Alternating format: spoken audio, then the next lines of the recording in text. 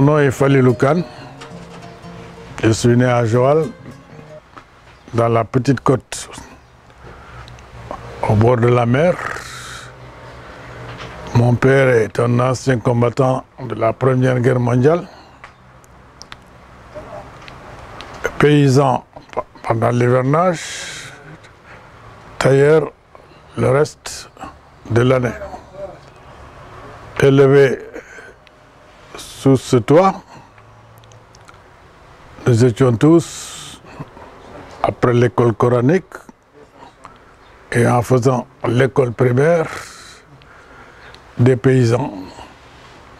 On allait cultiver le mil, les arachides et la savane autour de Joal n'avait pas de secret pour nous. Ce qui justifie mon choix pour le rogner, pour être la page de garde de ce livre. Après l'école primaire, je suis allé à l'école Blanchot, au collège Blanchot de Saint-Louis, à l'internat.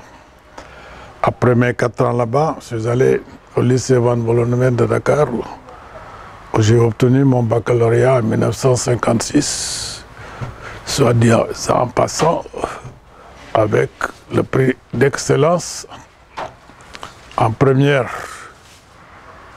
Après cela, j'ai intégré la faculté de droit et de sciences économiques de l'université de Dakar. Je suis sorti en 1960, au mois de juin, avec ma licence en droit. Dieu merci, à l'époque, on avait quelqu'un qui venait nous faire des travaux dirigés en droit privé, qui s'appelle Doudou Thiam. Cette année même, il a été nommé ministre des Affaires étrangères et il nous a demandé, ceux parmi nous qui voulaient l'accompagner dans sa nouvelle aventure. Il n'y avait rien, tout était à refaire, à faire et à construire. Dieu merci, j'étais le seul et je suis resté avec lui pour faire carrière dans la diplomatie. Cette carrière a eu un début heureux, Dieu merci. Parce que je n'ai pas voulu rapidement aller à l'extérieur, j'ai préféré apprendre mon métier auprès de Doudou Thiam, l'accompagner à des conférences, apprendre ce qu'est le métier de diplomate. C'est seulement en 1966 qu'il m'a demandé d'aller à New York et à Washington comme le numéro 2 de l'ambassade. Dieu merci, j'ai trouvé un homme généreux, ouvert, expérimenté, qui s'appelait Ousmane Socé Diop, à qui je dois beaucoup. Ce sont les deux, Doudou Thiam et Ousmane Socé Diop, qui m'ont appris véritablement ce que c'est que la diplomatie. Ce qu'on lit, les cours qu'on reçoit, c'est bien, mais la pratique sur le terrain, c'est autre chose. C'est cette pratique qui m'a permis, Dieu merci, d'être choisi toujours par Doudou Thiam pour aller à l'OCAM, remplacer un autre Sénégalais qui était et qui ne voulait pas de la reconduction de son mandat, qui s'appelait Diakha Dieng. Je l'ai remplacé entre 1968 et 1974. Donc la tranche de ma vie que je décris dans le livre, c'est cette période exaltante où tout jeune diplomate, âgé à peine de 29 ans, j'ai eu à côtoyer les pères fondateurs de nos pays. Sénégal, Côte d'Ivoire, Niger, Togo, Tchad, Centrafrique, Congo, Bénin, etc. Cela m'ont beaucoup appris. À cela également, je rends un hommage, parce qu'à chaque fois que j'avais besoin d'eux, ils mettaient à ma disposition les moyens, soit financiers, soit leurs propres avions pour aller, ça et là, exercer la diplomatie préventive, prévoir et apporter des solutions pour éviter qu'il y ait des conflits. C'est ainsi que dans le livre, je décris les crises que l'OCAM a traversées. Entre des pays, entre Air Afrique et des pays, et cela également a apporté, dans une certaine mesure, un apaisement qui nous a permis de construire et de tracer l'avenir. Parce que l'UAM qui a été créée, qui est la mère de l'OCAM, l'a été très tôt, après l'indépendance de nos pays. C'était à Tananarive en 1960 que cette organisation a pris naissance. Elle s'est développée par la suite et quand l'OCAM a regroupé toutes les institutions qui étaient sous la coupe de l'UAM, nous avons pu, dans les différents domaines les plus variés, politiques, économiques, culturels, scientifiques, créer des institutions de coopération. C'est ainsi que Air Afrique, qui a été la première compagnie multinationale en Afrique, et même je peux dire dans le monde, a vu le jour et a prospéré sur les airs de nos pays jusqu'au moment où certains pays ont créé leur propre compagnie. Nous avons créé des écoles de formation, l'école vétérinaire de Dakar en est une, l'école des ingénieurs de l'équipement rural à Ouagadougou, l'école d'informatique à Libreville, l'école des statisticiens à Kigali.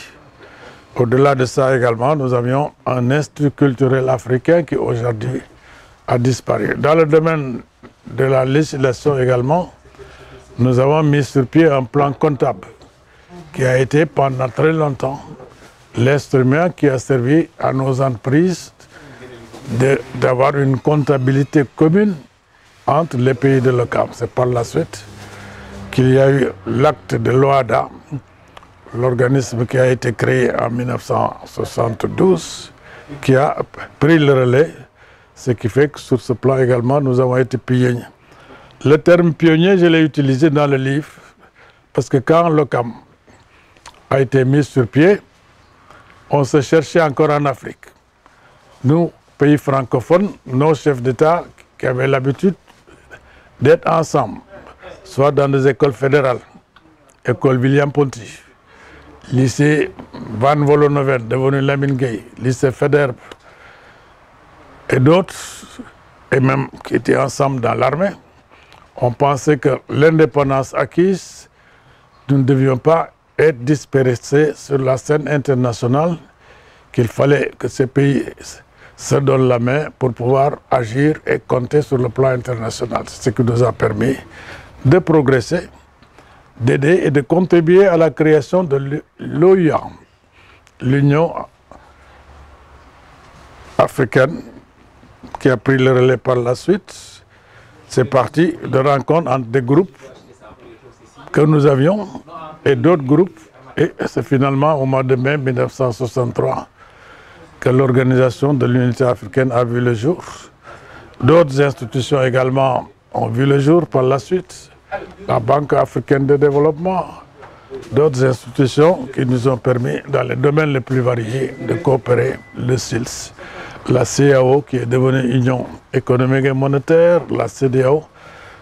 Je n'irai pas plus loin, tout est dans le document. Donc cet esprit de coopération nous a permis également de tendre la main à d'autres pays qui n'étaient pas africains.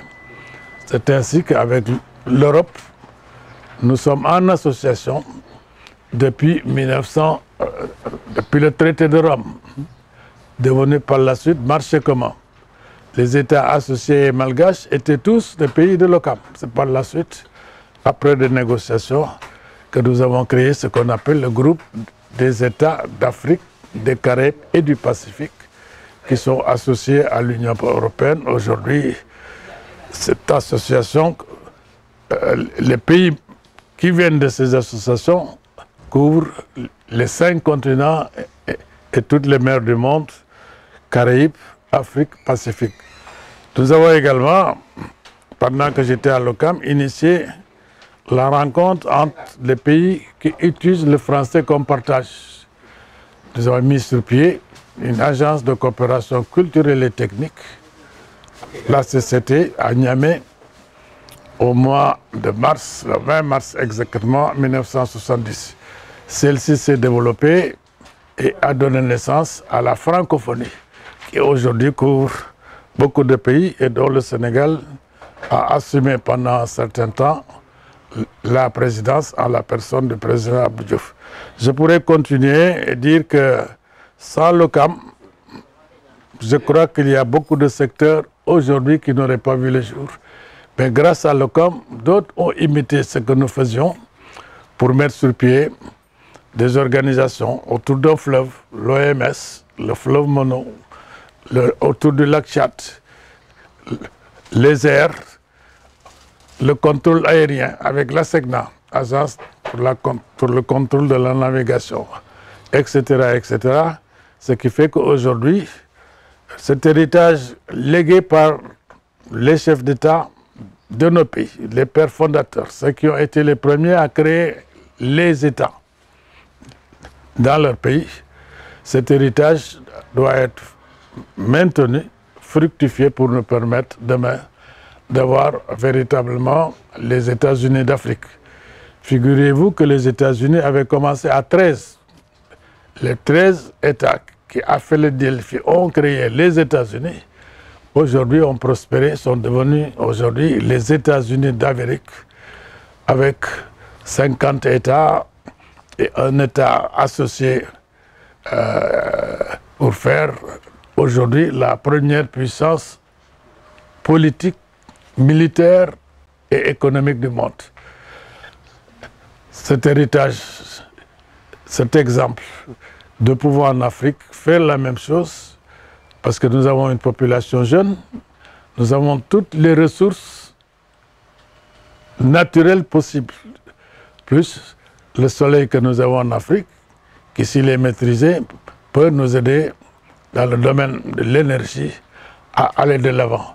Et c'est ce souhait que je formule en terminant mon livre pour dire qu'il appartient aux jeunes aujourd'hui d'apprendre, de lire, de se former et d'ajouter un étage ou des étages à l'édifice qui a été légué par les pères fondateurs. J'ai été témoin, j'ai été acteur modeste, mais ce que je laisse, c'est pour que les générations futures puissent dire à un moment donné, depuis 1960, il y a des Africains qui ont cherché à travailler, à bâtir, à construire pour que notre continent aille de l'avant. Mon souhait, et c'est mon dernier mot, c'est que ce livre serve pour les jeunes à apporter leur contribution, leur pierre dans cette construction pour que le continent africain aille toujours de l'avant et devienne admiré, aimé, sollicité, pour ne pas dire craint, mais dans la coopération, la paix et la sécurité. Et c'est là mon dernier mot. Merci beaucoup.